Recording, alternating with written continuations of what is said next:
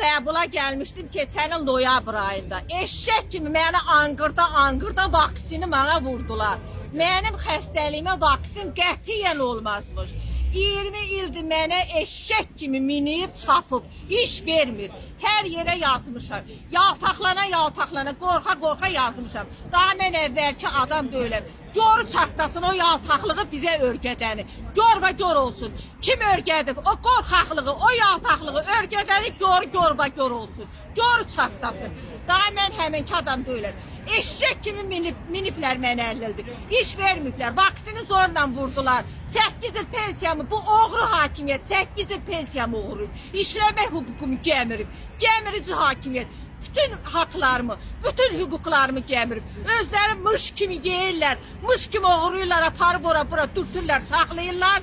İşlər çıxanda da, pensiya çıxanda da xımır mış kimi yeyirlər. İndi mən eşşək kimi işləmək istəyirəm.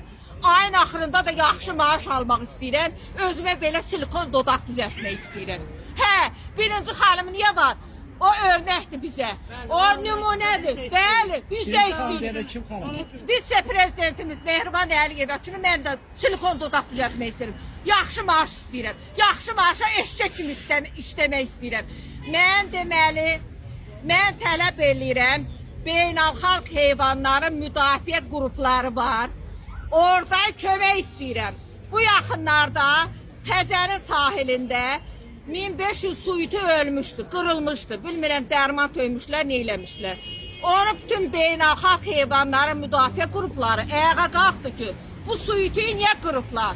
Niyə öldürüblər? Yəni, mən də eşşəyəm. Suiti, yox, eşşək suitindən pis heyvandır mı?